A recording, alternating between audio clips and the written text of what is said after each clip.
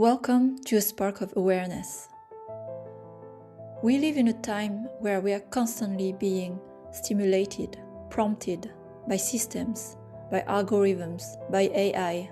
But when we outsource our answers, we slowly give away our authority, our inner voice, our self-mastery. Conscious leadership has no shortcut, no hack, and it can only begin from within. It is the courage to stop escaping and to sit with what's alive and present inside, even when it's very uncomfortable.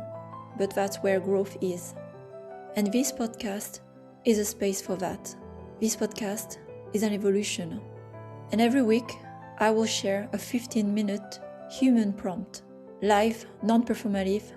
It is a moment of reflection drawn from my work in conscious leadership, from the journeys of the leaders I coach and accompany, and from what is moving in a collective film of what is humanity and leadership.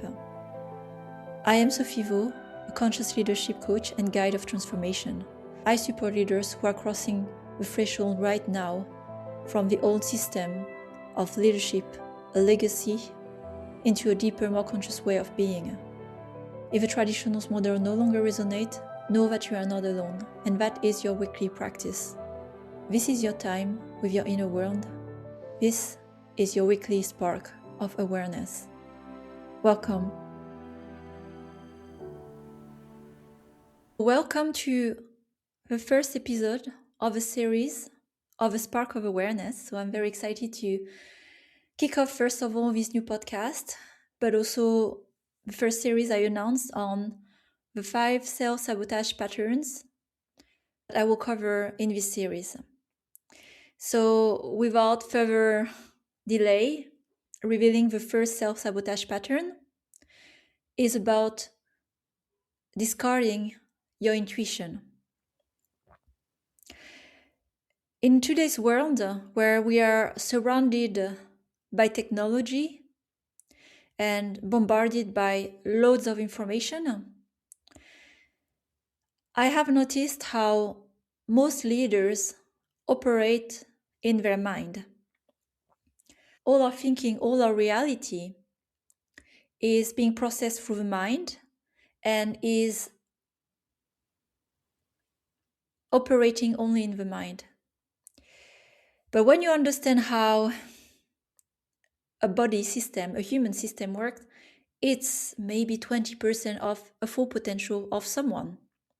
We're not just a mind. We are also a body, a heart.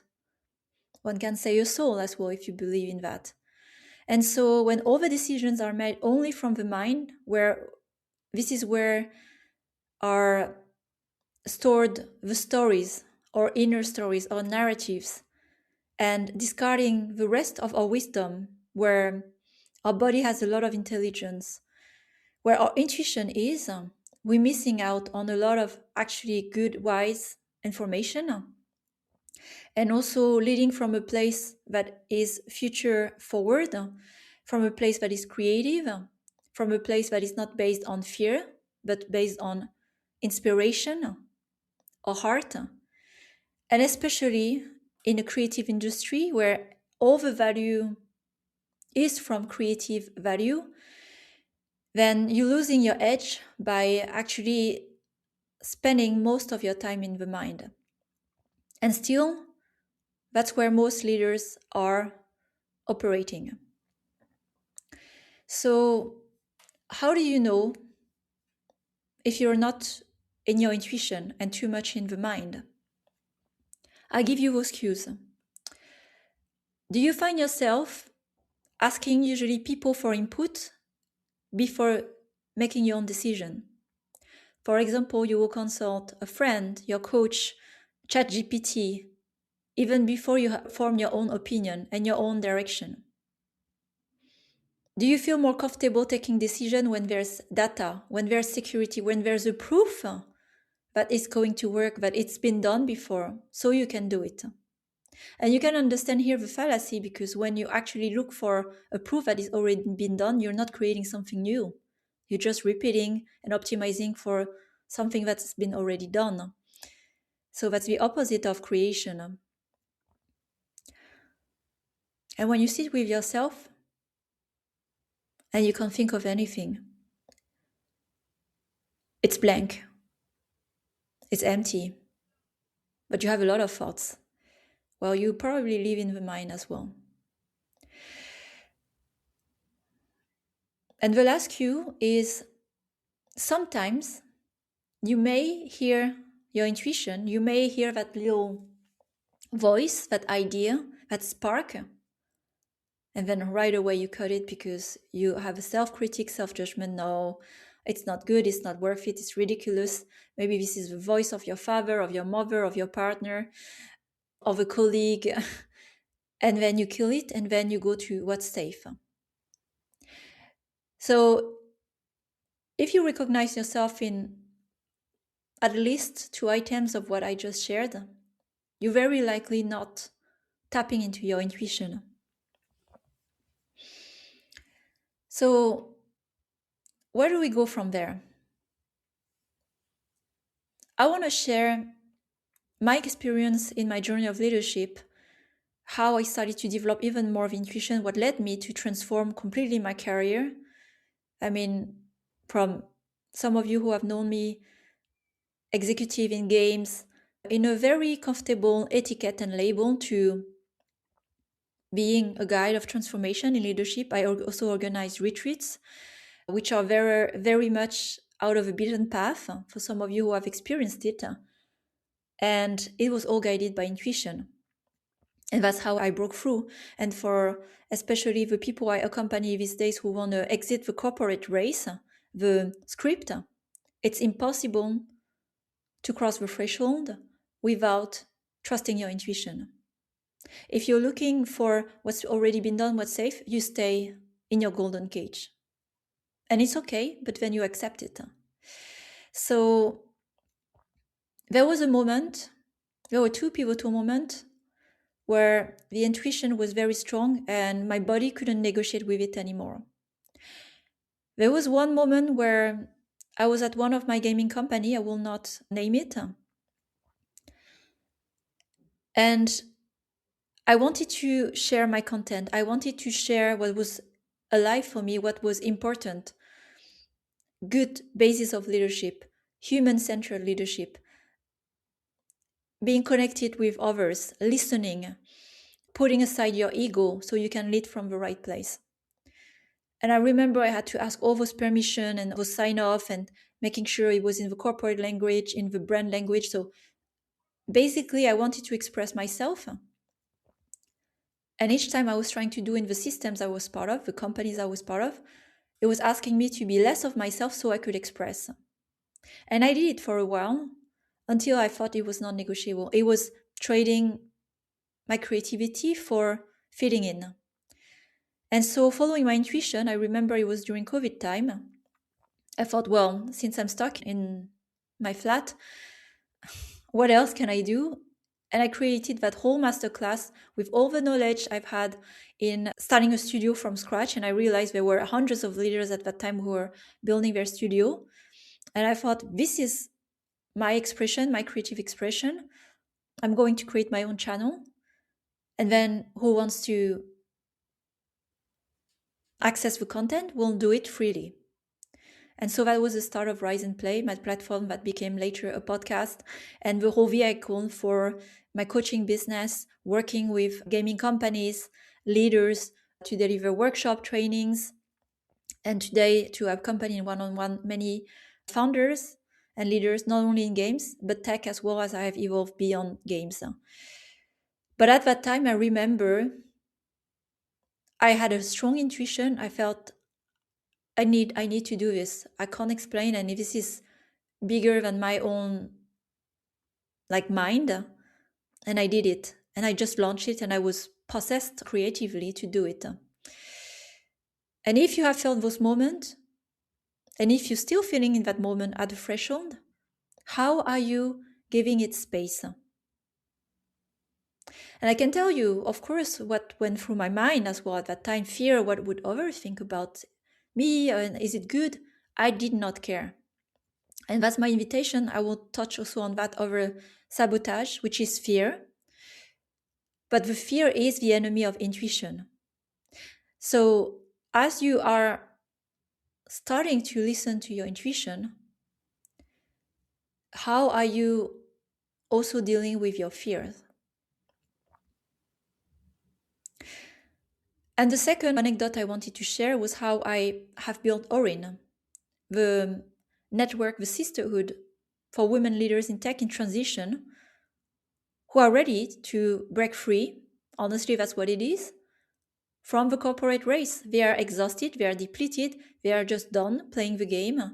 They want to reclaim their authority either by playing the game differently in the corporate, or they exit the corporate to build their own things, which is as well as a path, as long as you do it with your own agency.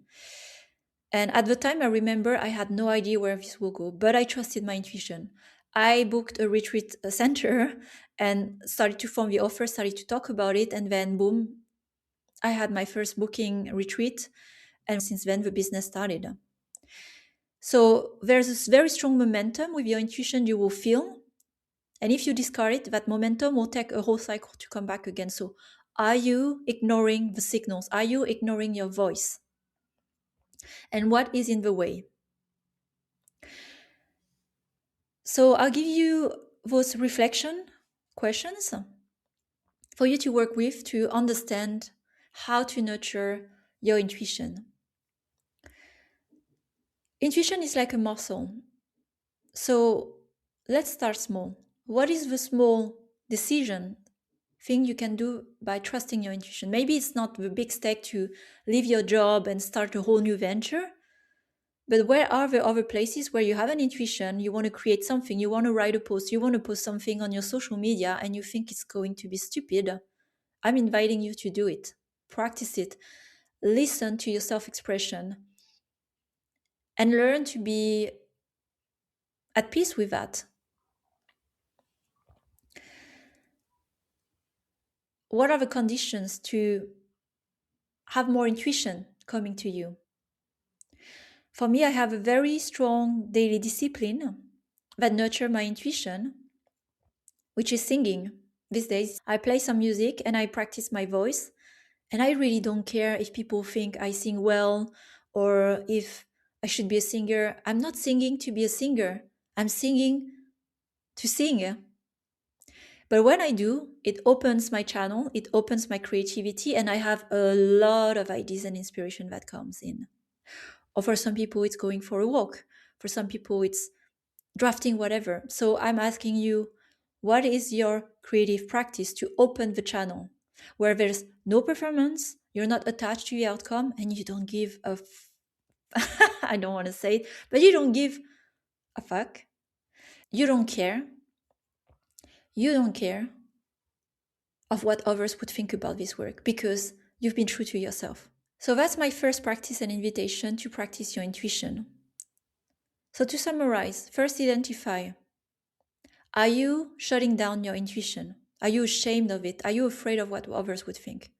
Good. Change starts with self-awareness.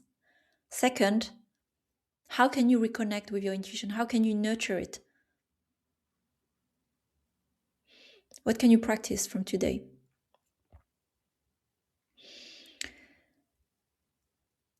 There are two resources I would like to recommend if you really want to tap into your intuition. One book that really transformed my thinking of how to live a life that is aligned with who I am instead of following the playbook of someone else, following my intuition, is The Pathless Path. Great book for entrepreneurship and owning the life you want. Because when you talk to people who have followed the script, I can tell you down the line there's not much of happiness and fulfillment, but they followed well the rules of the game. The second book that was really inspiring and a breakthrough for me was The Creative Act, A Way of Being from Rick Rubin. Great work and a lot of wisdom, inspiration to be connected with your own intuition. So in the end, to conclude on the piece about intuition, it is about connecting with your creativity. And when you are sitting in the mind, you are not creative. You're thinking. And in the mind are all the projections, the fears, the narrative, the I'm not enough, what if I do this? If I don't succeed this, I will not be safe. And there's no open space for creation, safety, and work that comes from the heart. So that is my practice for today. Because this is the moment of undivided attention, I wish, as you are listening to this episode, I'm inviting you, as you are receiving what I share today as a transmission, to close your eyes and connect for a few minutes with your breath. Take a deep inhale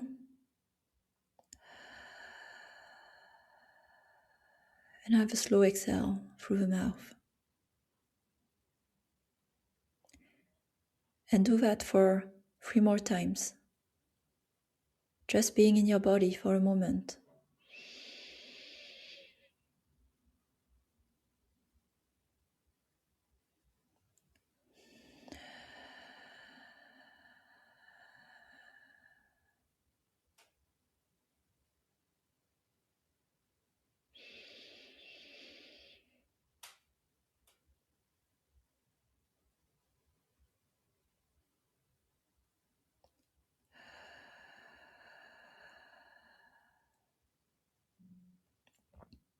And hold on there. You're doing great. One last breath. Deep inhale. And hold it a little more. Sip in a little more. And a little more. And hold it. And exhale everything through the mouth. And release all the tension in your body. How does it feel now in your body? That's when intuition will start to come. So if you couldn't follow this practice of meditation right now, it's okay. We're here without judgment. This is your invitation to keep practicing with me or at your own pace.